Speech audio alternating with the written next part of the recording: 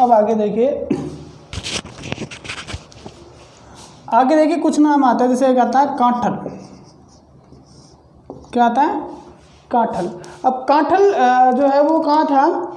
इस कांठल को आपको एक चीज़ याद रखनी, एक नदी के नाम पे है। दो नाम मैं आपको बताऊंगा, एक तो माही नदी, माही नदी के कांठे में बसा हुआ क्षेत्र था, यानी उसके बहाव क्षेत्र में बसा हुआ क्षेत्र।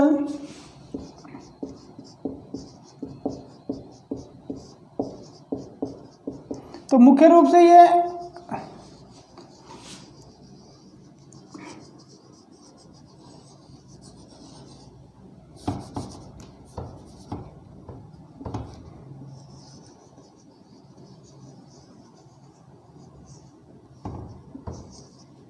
राजस्थान का दक्षिणी क्षेत्र था, ये जिसके अंदर 3 जिले आते हैं। प्रतापगढ़ मुख्य रूप से है, इसके साथ डूंगरपुर और बांसवाड़ा, ये जो जिले हैं इनके अंदर जो फैला क्षेत्र था, और ये माही नदी के कांठे में बसे होने के कारण क्या कहलाता था? कांठल कहलाता था। दूसरा था ऊपरमाल। एक मिनट, ऊपरमाल से पहले एक चीज़ और देख लीजिए आप, छप्पन का मैदान। छप्पन का मैदान, अब ये छप्पन का मैदान कहाँ था? देखिए ये जो माही नदी है, इस माही नदी के बहाव क्षेत्र के आसपास ही 56 नदी नालों, वहाँ छोटे बड़े 56 नदी नाले हैं, उनके द्वारा जो सिंचित क्षेत्र या जो प्रवाहित क्षेत्र, सिंचित नहीं लिखा, आप प्रवाहित शब्द लिखो,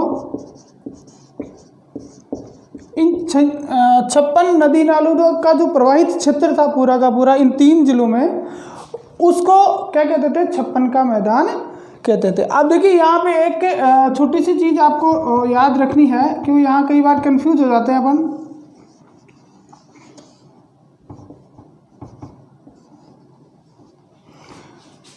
एक आता है छप्पन का मैदान और एक आता है छप्पन की पहाड़ियाँ। छप्पन की पहाड़ियाँ, ये दोनों नाम सेम है, इसलिए हम कंफ्यूज हो जाते हैं और गलती कर बैठते हैं। तो आपको याद रखना है कि छप्पन का मैदान तो इस जगह पे है, ठीक है, जो 56 नदी नालों का प्रवाहित क्षेत्र है। लेकिन यहाँ जो अपना बाड़मेर है, इस बाड़मेर में है क्या? छप्पन की पहाड़ियाँ। छप्पन की पहाड़ियाँ कहाँ पे है? बाड़मेर में है। और इन 56 की पहाड़ियों की सर्वोच्च चोटी जो है उसका नाम है हल्देश्वर। 56 की पहाड़ियों की सबसे ऊंची चोटी जिसका नाम क्या है? हल्देश्वर। यह प्रख्यात तीर्थ क्षेत्र भी है, ठीक है। और इस हल्देश्वर चोटी पर एक किला बना हुआ है जिसका नाम क्या है?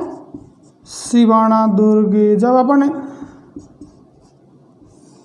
चौहानों का इतिहास पढ़ते हैं, राठौड़ों का इतिहास पढ़ते हैं, तो ये दुर्ग बहुत बार आता है, क्योंकि यहाँ पर अलाउद्दीन खिलजी ने 1308 में आक्रमण किया था।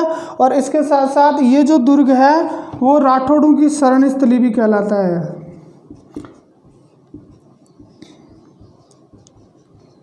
राठौड़ों की शरण स्थली भी इसको कहा जाता है। तो 56 की पहाड़ियाँ कहाँ पे हैं? बाड़मेर में। और सबसे ऊंची चोटी हल्देश्वर, जिसके ऊपर बना हुआ है क्या? सिवाना। और एक लोक देवता भी इससे संबंधित है जिनका नाम था कल्ला राठौड़, जिसको कल्ला जी बोलते हैं। 4 हाथों वाले देवता कहते हैं, 4 हाथों वाले देवता। क्योंकि जब अकबर के द्वारा आक्रमण किया गया था सिवाना दुर्ग पर, तो कहते हैं कि कल्ला जी ने इतनी वीरता पूर्वक लड़ाई लड़ी कि ऐसा लगा जैसे ये कोई साधारण इंसान नहीं है, बल्कि कोई 4 हाथों वाले देवता है जो चारों तरफ से 4 हाथों से अपने तलवार चला रहे हैं। और तभी से ये नाम प्रचलित हो गया। तो ये आपको याद रखना, दोनों में कंफ्यूज नहीं होना है, 56 का मैदान और 56 की पहाड़ियाँ, ठीक है। उसके बाद में अपन आगे चलते हैं। अगला नाम आता है ऊपरमाल। ऊपरमाल, ऊपरमाल को याद रखना है भैंसरोडगढ़ से लेकर बिजोलिया। अब ध्यान रखना है, देखो कई बार क्या है, बिजोलिया तक का क्षेत्र। अब कई बार ये क्या करते हैं, आपको क्वेश्चन में ये 2 नाम नहीं देके जिले पूछ लिए जाते हैं। तो 2 जिले हैं। भैंसरोडगढ़ जो है वो तो किस में है, चित्तौड़ में,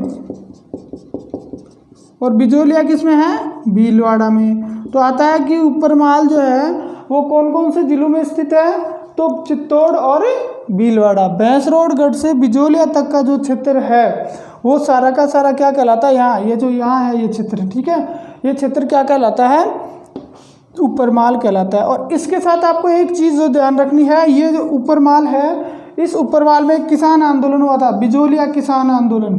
तो विजय सिंह पथिक ने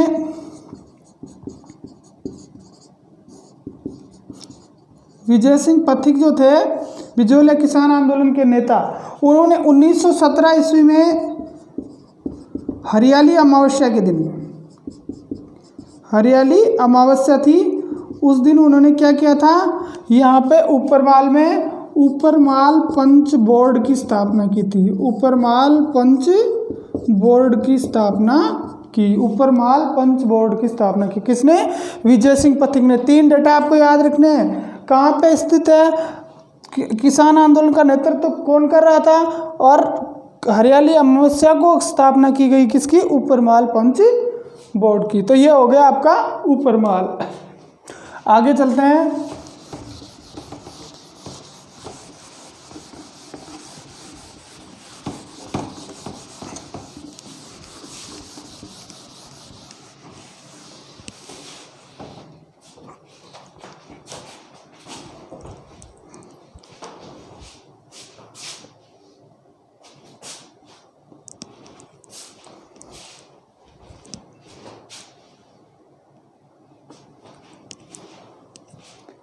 अगला नाम है देखो शेखावाटी, शेखावाटी, ठीक है। कौन कौन से क्षेत्र इसके अंतर्गत आते हैं, आपको याद रखना है, सीकर, चूरू और झुंझुनू। अब ये क्यों आते हैं, ये जो क्षेत्र था इस पे अमरसर के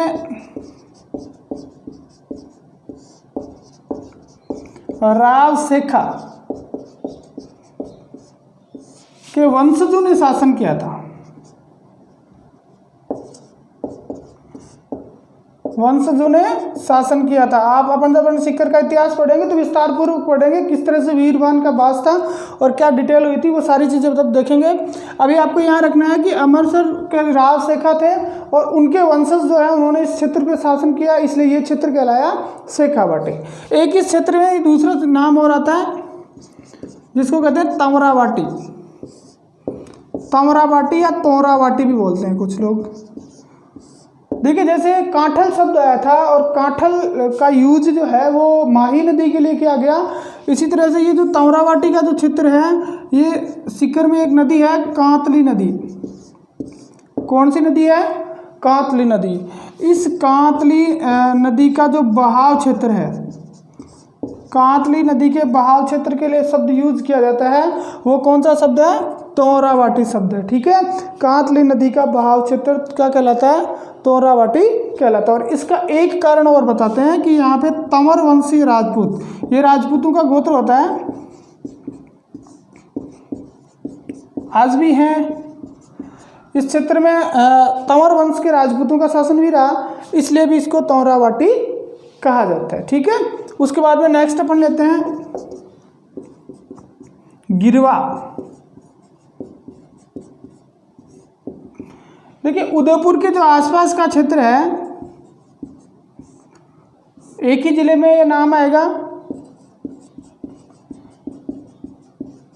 और ये जो गिरवा है ये उदयपुर के आसपास का क्षेत्र है। और एक शब्द इसके लिए यूज होता है तस्तरीनुमा बेसिन।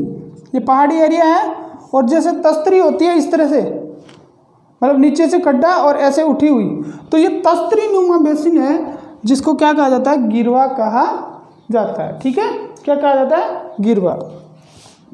एक आता है इसी जगह उदयपुर में भोराट का पठार, भोराट का पठार। भोराट का पठार कहाँ पे है, कुंभलगढ़ से लेकर गोगुंदा तक का क्षेत्र, ये भी पहाड़ी प्रदेश है। कुंभलगढ़ से गोगुंदा तक का जो क्षेत्र है वो क्या कहलाता है? बोराट का पठार कहलाता है। अब जिले पूछ लिए जाएं तो याद रखना है, जिला कुंभलगढ़ किस में पड़ता है? राजसमंद में पड़ता है। और गोगुंदा किस में पड़ता है? उदयपुर में पड़ता है। ठीक है, तो 2 जिले इसके अंदर आते हैं बोराट के पठार में, राजसमंद और उदयपुर, कुंभलगढ़ और गोगुंदा। इसके साथ एक फैक्ट और याद रखना चाहो, यहाँ जन्म और यहाँ राज तिलक, यहाँ जन्म और यहाँ राज तिलक। तो जन्म से लेकर राज तिलक तक का क्षेत्र किसका? महाराणा प्रताप।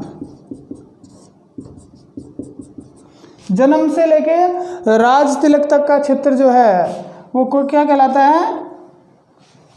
बोराट का पठार कहा जाता है। एक होता है लसाड़िया का पठार,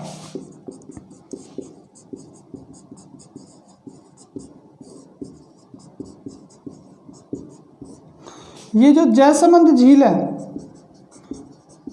जयसमंद झील के आसपास का क्षेत्र है, जयसमंद झील के आसपास का क्षेत्र, ये क्या कहलाता है? लसाड़िया का पठार। और जयसमंद झील कहाँ पे है? उदयपुर में है। कहाँ पे है? उदयपुर में। याद रखने वाली चीज है, राजस्थान की सबसे बड़ी मीठे पानी की, राजस्थान की सबसे बड़ी मीठे पानी की झील है कौन सी? जयसमंद झील, राजस्थान की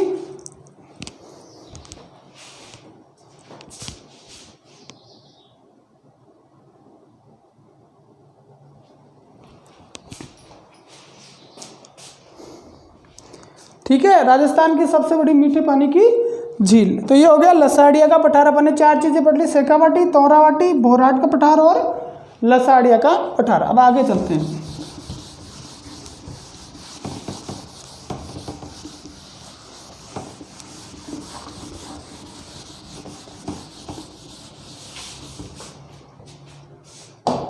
अगला देखो मांड। जैसलमेर का जो क्षेत्र है, जैसलमेर का क्षेत्र जो पूरी तरह से किसमें है? मरुस्थलीय क्षेत्र है। इसको क्या कहा जाता था?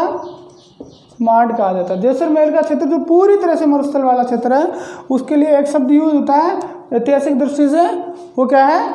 मांड है। ठीक है, इसके अलावा अपन आगे चलते हैं तो एक शब्द होता है बांगड़। इसके अंतर्गत 2 जिले आते थे, डूंगरपुर और बांसवाड़ा। क्योंकि तीसरा नया जिला और बन गया तो ये भी इसके अंतर्गत ही आता है, प्रतापगढ़। तो बांगड़, डूंगरपुर, बांसवाड़ा यानी दक्षिणी राजस्थान का जो क्षेत्र है वो इसके तहत आता है। अब ये तो हो गए राजस्थान के ऐतिहासिक नाम। अब कुछ ग्रंथों में जो है वो अलग अलग नाम और मिलते हैं, जैसे रामायण है। रामायण है तो रामायण के अंदर एक शब्द मिलता है मरुकांतार। मरुकांतार, मरु से युक्त जो क्षेत्र है वो मरुकांतार। और यही मरुकांतार आगे अपभ्रंश हुआ और अपभ्रंश होकर शब्द बन गया कौन सा? मारवाड़। क्या बन गया? मारवाड़। मरुकांतार रामायण का से लेकर क्या बन गया? मारवाड़। और मारवाड़ के अंतर्गत मुख्य रूप से क्या आता है? जोधपुर। तो ये हो गए राजस्थान के कुछ ऐतिहासिक नाम। अब अपने ऐतिहासिक दृष्टि से राजस्थान को देखते हैं कि राजस्थान में कब कब क्या क्या हुआ। काल विभाजन को अपन देखेंगे।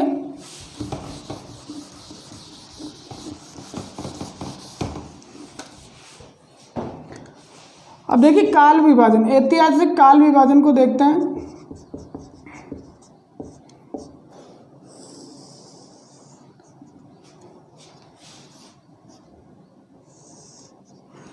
इतिहास को 3 भागों में विभाजित किया जाता है। आपको यहाँ पे ध्यान रखना, 3 भाग कौन कौन से होते हैं। एक होता है प्रागैतिहासिक,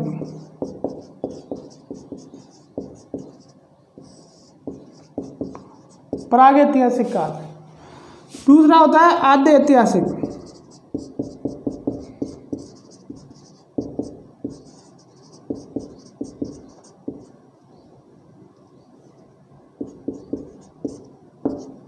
और तीसरा होता है ऐतिहासिक काल।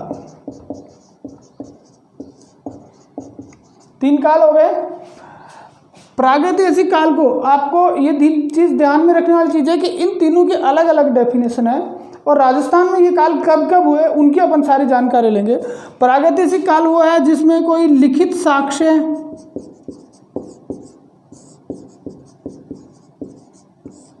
उपलब्धि नहीं है, इसके अंदर लिखित साक्ष्य उपलब्ध ही नहीं है क्योंकि मानव जो है वो पढ़ना लिखना जानता ही नहीं था। आदि ऐतिहासिक काल है, तो आदि ऐतिहासिक काल में क्या है, साक्ष्य तो उपलब्ध हैं, साक्ष्य तो उपलब्ध हैं लेकिन पढ़ा नहीं जा सका। क्या लिखा है, अपन कहते हैं ना कोई बहुत ज़्यादा ऐसा कुछ गंदा लिखता है तो अपन कहते हैं कौन से बाबा आदम के ज़माने की राइटिंग लिख दी थी, ये बाबा आदम का ज़माना, ठीक है। तो साक्ष्य तो उपलब्ध हैं लेकिन उनको पढ़ा नहीं जा सका, उनकी लिपि समझ में नहीं आई। जैसे सिंधु घाटी सभ्यता की बात अपन करें, सिंधु घाटी सभ्यता क्या इस विशेषता थी, यहाँ की जो लिपि थी वो लिपि थी ब्रुष्टोफेदन लिपि। याद रखने वाली चीज़ है, पूछा जा सकता है, ब्रुष्टोफेदन लिपि। सिंधु घाटी सभ्यता की लिपि थी ब्रुष्टोफेदन लिपि, ठीक है, किलाक्षर लिपि भी कहते थे इसको हिंदी में। इसको अभी तक पढ़ा नहीं गया, ठीक है। तो ये जो क्षेत्र हो गया वो आदि ऐतिहासिक काल, और ये ऐतिहासिक काल जिसमें लिखित साक्ष्य उपलब्ध भी है और पढ़ भी सकते हैं। इस इतिहास का निर्धारण अपन किसके आधार पर करते हैं, लिखित साक्ष्य के आधार पर करते हैं। तो इसके अगर अपन कालक्रम को देखते हैं तो ये जो काल है वो सबसे पहले मानव की उत्पत्ति, मानव की उत्पत्ति से लेकर सिंधु सभ्यता तक है। मानव की उत्पत्ति से लेकर सिंधु घाटी सभ्यता तक का जो काल है वो क्या कहलाता है, इसके समय तक का जो काल है वो क्या कहलाता है, वो आपका प्रागैतिहासिक काल कहलाता है, ठीक है। उसके बाद में दूसरा आदि ऐतिहासिक काल। देखिए सिंधु से खत्म किया, सिंधु से लेके सिंधु सभ्यता से शुरू होता है और ख़त्म होता है आपका 600 ईसा पूर्व, जहाँ से जनपदों का उदय हुआ, ठीक है। 600 ईसा पूर्व तक का जो काल है उसको ये कहा गया है। और उसके बाद में ये लिखित साक्ष्य अपने को उपलब्ध होने लग जाते हैं, ये वर्तमान तक, जिसके अंदर सबसे पहले जो मिलता है वो क्या मिलता है, ऋग्वेद। तो ये देखिए ये सारी चीज़ें अपने को याद रखनी है। ये 3 प्रकार का काल हो गया। अब अपन शुरुआत से लेंगे तो जो प्रागैतिहासिक काल है, ये जो क्षेत्र है, ये जो समय है, इस समय में को अपन अलग अलग इसका विभाजन करते हैं। एक बार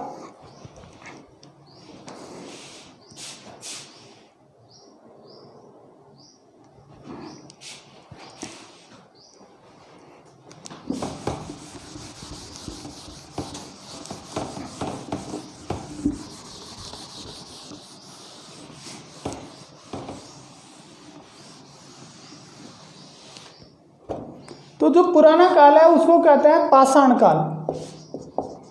क्या कहते हैं, पाषाण काल। और पाषाण काल में राजस्थान की क्या स्थिति रही उस पर अपन यहाँ पे डिस्कस करेंगे कि पाषाण काल में राजस्थान का क्या था, वो सारी चीज़ें देखते हैं। वो ये पाषाण काल जो है वो 3 भागों में विभाजित किया जाता है। पूरा पाषाण काल,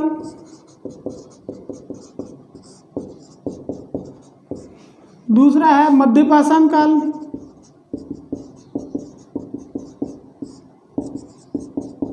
और तीसरा है नवपाषाण काल।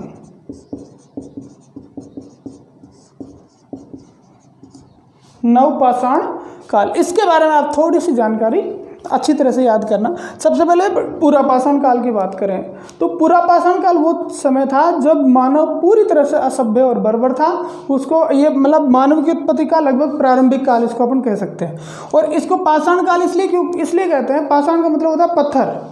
मनुष्य जो है वो किसी धातु का प्रयोग नहीं करके किसका प्रयोग करता था, पत्थर का प्रयोग करता था, इसलिए इसको कहते हैं पाषाण काल, ठीक है। तो अब देखिए पूरा पाषाण काल के अगर अपन साक्ष्य की बात करें तो आपको यहाँ याद रखना है C.A. हैकट, ये नाम याद रखना पड़ेगा आपको। C.A. हैकट, ये विद्वान है, इन्होंने सबसे पहले पुरापाषाण काल के साक्ष्य जो है वो इंदरगढ़ में प्राप्त किए हैं। कहाँ पे खोजे? इंदरगढ़ के। C.A. हैकट ने सबसे पहले पुरापाषाण काल के साक्ष्य जो है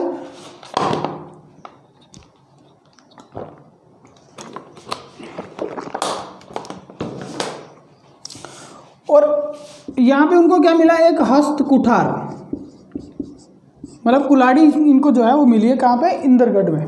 C.A. हैकट, ये नाम याद रखें। राजस्थान में पुरापाषाण काल के प्राचीनतम साक्ष्य इंदरगढ़ में खोजे गए C.A. हैकट के द्वारा। एक दूसरा विद्वान है सेनेटकार। C.A. हैकट ने तो इंदरगढ़ में खोज दिया, सेनेटकार में यही जो है वो झालावाड़ में भी इनको कुछ उपकरण मिले जो पत्थर के बने हुए थे और पुरापाषाण कालीन थे। तो ये दो नाम याद रखें, C.A. हैकट और सेनेटकार।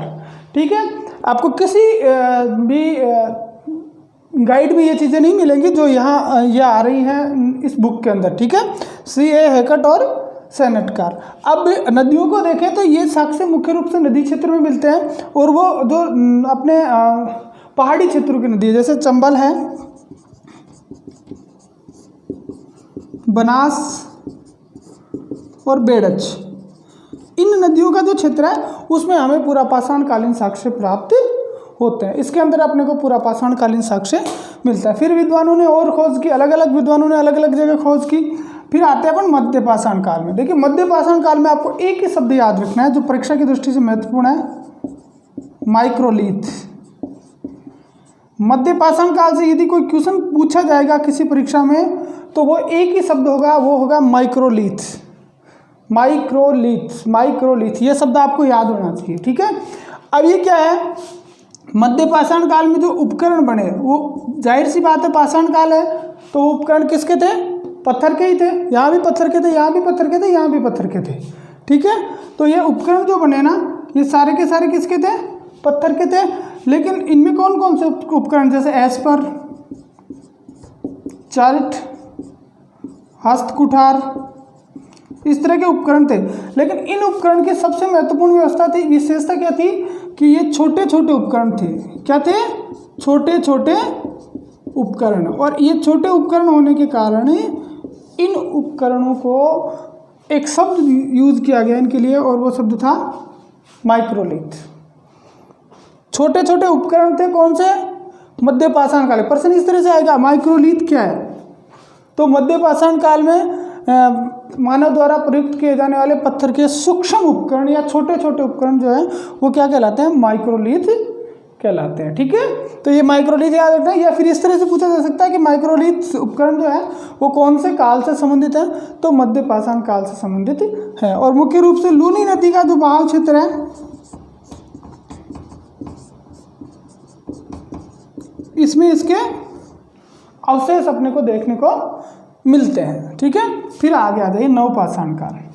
आपको नवपाषाण काल में ज़्यादा चीज़ें ध्यान नहीं रखनी, दो नाम याद रखने हैं, एक है बागौर और एक है तिलवाड़ा। एक बागौर और एक तिलवाड़ा। बागौर कहाँ पे है? भीलवाड़ा में। और तिलवाड़ा कहाँ पे है? बाड़मेर। ये दो स्थल महत्वपूर्ण है जो नवपाषाण काल के हैं। और इस काल की सबसे बड़ी विशेषता क्या है? इस बागौर में पशुपालन के प्राचीनतम साक्ष्य मिले। पशुपालन के प्राचीनतम साक्ष्य, यानी सबसे पहले मनुष्य ने पशुपालन किया वो कौन से काल में किया? नवपाषाण काल में किया। और इसके प्राचीनतम साक्ष्य अपने को कहाँ मिलते हैं? भीलवाड़ा के बागौर में मिलते हैं। ठीक है, और तिलवाड़ा बाड़मेर में भी उसके बाद में अपने को प्राप्त होता है। तो ये दो स्थल हैं, मनुष्य ने सबसे पहले पशुपालन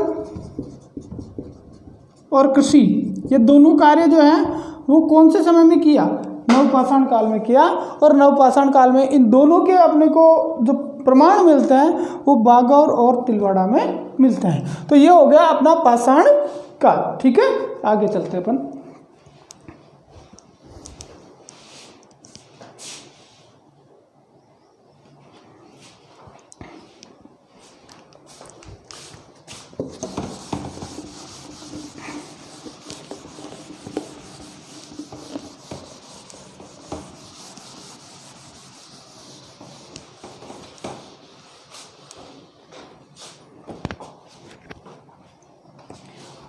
अब देखिए ये तो हो गया पाषाण काल। अब उसके बाद में है अपना धातु काल। मनुष्य ने सबसे पहले प्रयोग किया किसका? पत्थर का। अपन सिर्फ और सिर्फ बात कर रहे हैं किसकी? राजस्थान की। मनुष्य ने सबसे पहले प्रयोग किया क्या बोलते हैं? पत्थर का। और दूसरे उसने प्रयोग किया धातु का। और वो धातु कौन सी थी? आपको याद रखना है, प्रथम धातु जो मनुष्य ने प्रयुक्त की वो थी ताम्र यानी तांबा। तो इस ये जो काल है इसमें उसने पाषाण और ताम्र दोनों एक साथ यूज किए, पाषाण प्लस ताम्र दोनों का साथ प्रयोग किया, इसलिए इस काल को कहते हैं ताम्र पाषाण काल। ताम्र पाषाण काल। बड़ी जो सभ्यता है उनको अभी अपन आगे पढ़ेंगे, तो उस पर इतना ध्यान देने की यहाँ जरूरत नहीं है। अपन ये देखते हैं कि राजस्थान में इसमें जो क्वेश्चन इस तरह से पूछा जाएगा कि निम्न में से ताम्र पाषाण काल के स्थल कौन कौन से हैं। तो राजस्थान में सबसे पहले अपन ताम्र पाषाण काल के स्थल देखते हैं। तो देखिए सबसे पहले आपको याद होना चाहिए, एक तो गणेश्वर, कालीबंगा, आहड़, गिलूंड, गणेश्वर, कालीबंगा, आहड़, गिलूंड, नंदलालपुरा, चीथवाड़ी और किरडोत। देखिए गणेश्वर नीम का थाना सीकर में है, और ये जो जगह है यहाँ सबसे पहले तांबे का प्रयोग किया गया, क्योंकि यहाँ पे तांबा उत्पादन भी होता था। तो इसको कहते हैं ताम्रयुगीन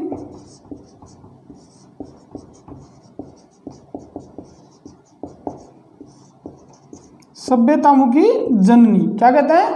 ताम्रयुगीन सभ्यताओं की जननी इसको कहा जाता है। ठीक है, किसको? अपने गणेश्वर को। दूसरा है कालीबंगा, ये हनुमानगढ़ में है। शब्द यूज होता है क्यों? इसका मतलब होता है काली लाख की चूड़ियाँ। आगे विस्तार से पढ़ेंगे।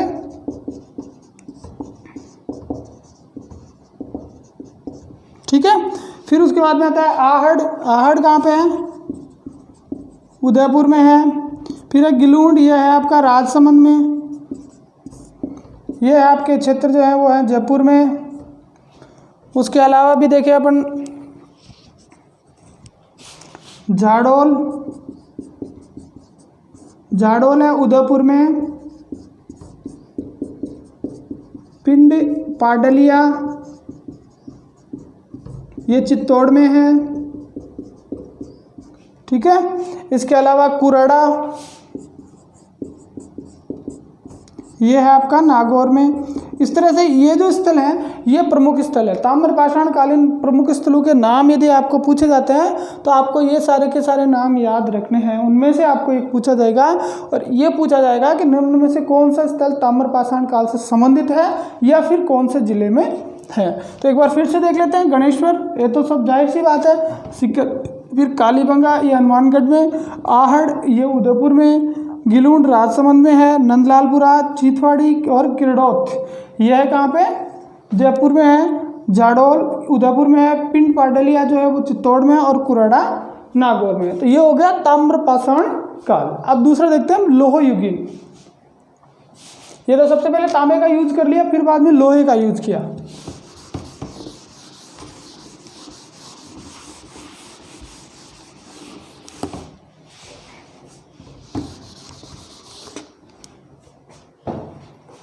अगला है लोहा युगीन।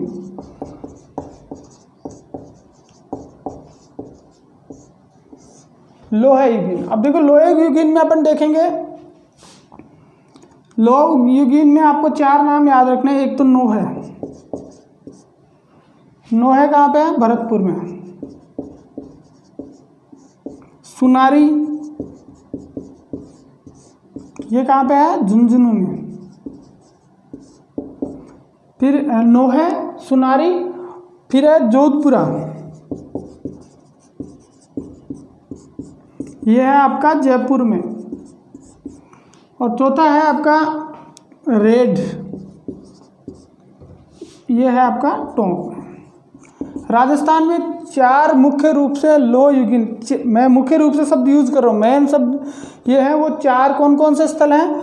नोह है भरतपुर में है, दूसरा है सुनारी झुंझुनू में, और जोधपुरा जयपुर में, और रेड है वहाँ कहाँ पे है? टोंक में। अब इनकी छोटी सी विशेषता अपन देख लेते हैं। देखिए जो नोह है यहाँ पे जाट बाबा की प्रतिमा प्राप्त होती है, जिसको यक्ष की प्रतिमा बोलते हैं, यक्ष की प्रतिमा। ये भाई यहाँ पे मिली है कहाँ पे? नोह में। अब देखिए यहाँ एक कंफ्यूजिंग वाली जो फैक्टर आता है वो आता है, RS 2021 में एक क्वेश्चन आया था कि निम्न में से कहाँ पे यक्ष की प्रतिमा मिली है? यक्ष की प्रतिमा पूछा, और इस यक्ष की प्रतिमा के साथ उन्होंने इस RS 21 में क्वेश्चन डाल दिया, एक शब्द लगा दिया, और वो था मौर्य युगीन। ध्यान देने वाली चीज है, निम्न में से किस स्थल पर मौर्य युगीन यक्ष की प्रतिमा मिली है? ये क्वेश्चन पूछा गया RS प्री 2021 में, ठीक है। अब जैसे ही यक्ष की प्रतिमा शब्द आया, सारे के सारे लोग टूट पड़े किस पे? नोह पे, क्योंकि आंसर का जो ऑप्शन था वो पहला का पहला ये नोह था, तो सारे टूट पड़े। यक्ष की प्रतिमा कब से पढ़ते आ रहे हैं? नोह में। अरे भाई इसमें आपको ध्यान देना है कि आपका क्वेश्चन की डिमांड क्या है, ये शब्द यूज कर रहे हैं, एक मौर्य युगीन, ठीक है, मौर्य कालीन। ये पूछ रहे हैं कि मौर्य काल की जो यक्ष प्रतिमा है वो कहाँ मिली है, और लोगों ने यूज कर लिया शब्द नोह भरतपुर। ऐसा नहीं है, मौर्य कालीन जो प्रतिमा है वो परखम में मिली है। कहाँ पे मिली है? परखम। और ये कहाँ पे है? बिहार में है। यहाँ कंफ्यूज करके लोगों ने आंसर गलत कर दिया। ये जो प्रतिमा है ये है शुंग कालीन। कौन से काल की है? शुंग काल की। अगर ये प्रश्न आता है कि शुंग काल, एक तो आपको ये कहा जाए कि राजस्थान में यक्ष प्रतिमा कहाँ मिली है, तो एक ही मिली है, क्लियर है। लेकिन ये आता है कि शुंग कालीन कहाँ मिली है, तो भी नो आएगा। लेकिन इन्होंने पूछा था मौर्य युगीन प्रतिमा बताओ, और टूट पड़े सबके सब नोहा कर दिया, आंसर गलत। तो क्वेश्चन जो आपको दिया जा रहा है, आप एक बार उसको पढ़े, हाँ लगता है आपको आ रहा है कोई बात नहीं, लेकिन आप उसको पढ़ें क्वेश्चन की डिमांड क्या है। कई बार क्या है कि क्वेश्चन में एक छोटा मोटा ऐसा शब्द डाल दिया जाता है और वो शब्द बाद में अपने को परेशान करता है। तो ये जाट बाबा की प्रतिमा है नोह में, जो शुंग काल की है। और ये 2 जगह अपन सुनारी झुंझुनू और जोधपुरा जयपुर, ये 2 आपको याद रखना है। यहाँ लोहे गलाने की भट्टी मिली है।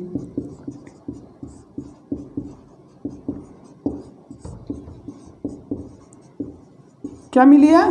लोहा गलाने की भट्टी। कहाँ मिली है? सुनारी झुंझुनू और जोधपुरा जयपुर में। एक फैक्ट आपको ये याद रखना है। और तीसरा है रेड टोंक। इसमें सर्वाधिक जो है रूप में उपयोग, लोहे का सबसे ज़्यादा उपयोग किया गया, बहुत ज़्यादा लोहा यहाँ पे मिला है, इसलिए इसको राजस्थान का क्या कहते हैं? टाटा नगर। राजस्थान का टाटा नगर कहते हैं। किसको कहते हैं? रेड टोंक को राजस्थान का क्या कहते हैं? टाटा नगर कहते हैं। तो ये लोह युगीन सभ्यता होगी। आपको इसको विशेष तौर से ध्यान रखना है कि लोह कालीन सभ्यता कौन कौन सी है। 4 नोह है, सुनारी, जोधपुरा और रेड टोंक में। और इनके ये फैक्ट भी साथ साथ आपको देखने हैं, ठीक है। अब अपन नेक्स्ट लेते हैं।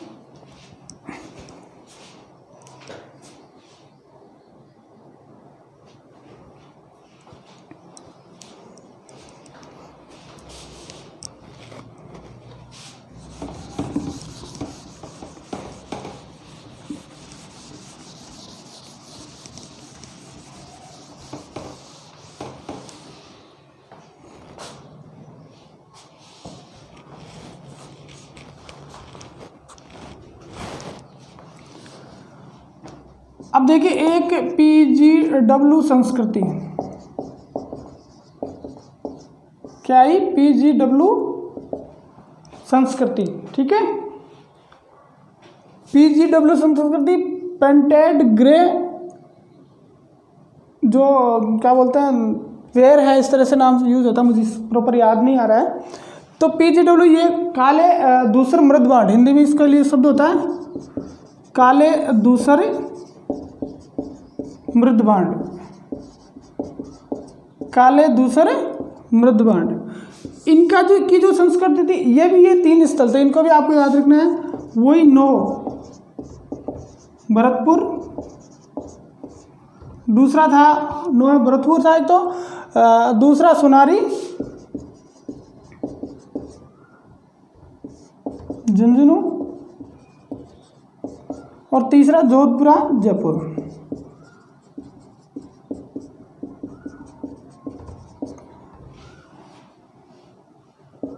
इसके अलावा यदि अपन देखते हैं ऐतिहासिक दृष्टि से, तो और भी बहुत से स्थल हैं जो महत्वपूर्ण है। तो अपन एक एक उनको देखेंगे। जैसे एक जो जगह है, 1 मिनट,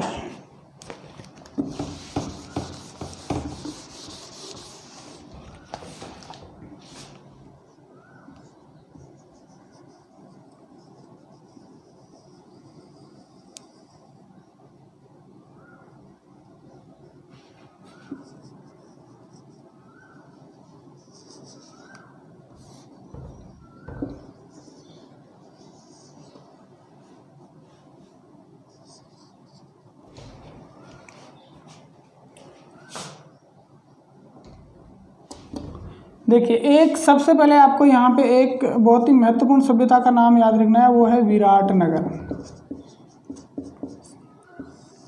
और इसको कहते हैं बैराट की सभ्यता। क्या कहते हैं? बैराट की सभ्यता। ठीक है, विराटनगर इसको कहते हैं बैराट की सभ्यता। इसके अंदर देखो क्या है, इसके अंतर्गत बैराट की जो सभ्यता है, इसके अंतर्गत आपको हड़प्पा से लेकर मौर्य काल तक के अवशेष मिलते हैं।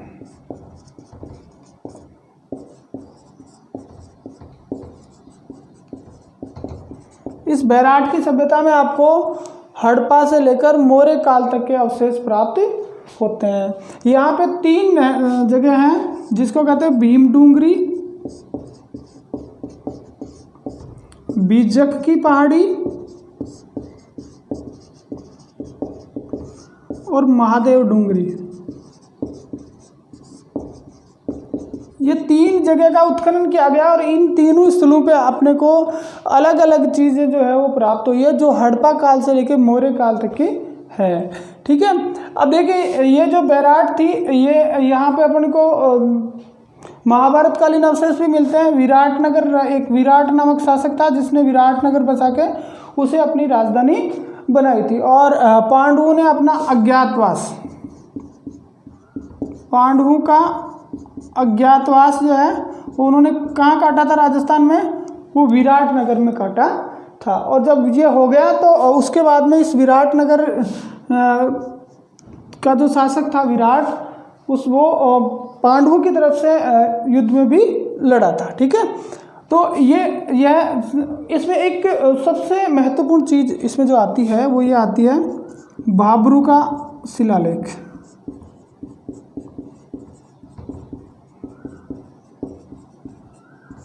भाब्रू का शिलालेख, इसको याद रखना। राजस्थान में भाब्रू का शिलालेख कहाँ मिला है? तो सबसे बड़ी बात तो ये मिला कहाँ पे है? अपने इसी विराटनगर बैराट की सभ्यता में मिला है। और ये जो शिलालेख है वो किसका है? अशोक का है। किसका है? अशोक का है। ठीक है, सम्राट अशोक का है। और सबसे बड़ी बात यह है कि ये अशोक के बौद्ध होने का प्रमाण है। ये माना जाता है, ये सिद्ध करता है, ये शिलालेख में लिखा हुआ है कि अशोक ने बौद्ध धर्म ग्रहण किया था। तो भाब्रू का शिलालेख विराटनगर बैराट में मिला है और ये अशोक के बुद्ध होने का प्रमाण भी है। तो ये चीज़ आपको समझ में आ गई अच्छी तरह से कि ये महत्वपूर्ण सभ्यता अपने यहाँ पे एक थी। ठीक है, अब उसके बाद में जैसे एक अपने इसमें उदयपुर है, उदयपुर में एक सभ्यता थी ईसवाल। ठीक है, और ये कौन से काल की थी? लोह युगीन सभ्यता थी। इसका लोह युगीन सभ्यता में नाम आता है। इसके अलावा जालोर में एक सभ्यता थी जिसको कहते हैं श्रीमाल या भीनमाल की सभ्यता। श्रीमाल या भीनमाल की सभ्यता। देखो, इस सभ्यता की विशेषता महत्वपूर्ण है, वो अपने को याद रखनी है यही पूछा जाता है इसमें कि एक रोमन एम्फोरा, एम्फोरा क्या होता है? सुराही, जिसमें शराब और पानी डाल के रखा जाता है, वो यहाँ पे मिली है। श्रीमाल या जिसको भीनमाल बोलते हैं, उसमें रोमन एम्फोरा मिली है, यानी सुराही मिली है। और ये किस चीज़ का प्रमाण है? ये इस चीज़ का प्रमाण है कि इस क्षेत्र के अंदर जो ये जो क्षेत्र है भीनमाल वाला, इस क्षेत्र के अंदर क्या था? विदेशी व्यापार होता था। क्यों? रोम से सुराही यहाँ आई, इसका मतलब कोई आया होगा, तो व्यापारी आते थे, बुलाते थे। तो अगर प्रश्न ये आता है कि राजस्थान में विदेशी व्यापार का प्रमुख केंद्र होने का प्रमाण कहाँ मिला है, तो वो क्षेत्र है भीनमाल जालौर, ठीक है, जहाँ विदेशी व्यापार का प्रमाण मिला और उस प्रमाण के रूप में क्या मिला? रोमन एम्फोरा अपने को मिले, ठीक है। तो ये हो गया अपने प्रारंभिक जो अपन टॉपिक कह सकते हैं वो हो गया। कल से जो है अपन सभ्यता देखेंगे और धीरे धीरे अपन इस अध्याय को पूरा करेंगे। हमारा प्रयास रहेगा कि हम जो है वो पूरी इस सीरीज़ को बहुत जल्द पूरी करें, ताकि रीट के विद्यार्थियों के लिए ये अच्छी तरह से काम आ सके। निवेदन है आप सभी से कि आपको यदि हमारा चैनल पसंद आए तो लाइक, सब्सक्राइब और कमेंट करें, और बताएं कि आपके लिए कोई इसमें क्या इनोवेशन किया जा सकता है, क्या इसमें हम बदलाव करें, क्या ऐसी चीज़ें लाएं ताकि उससे ज़्यादा से ज़्यादा आपको फ़ायदा हो। धन्यवाद।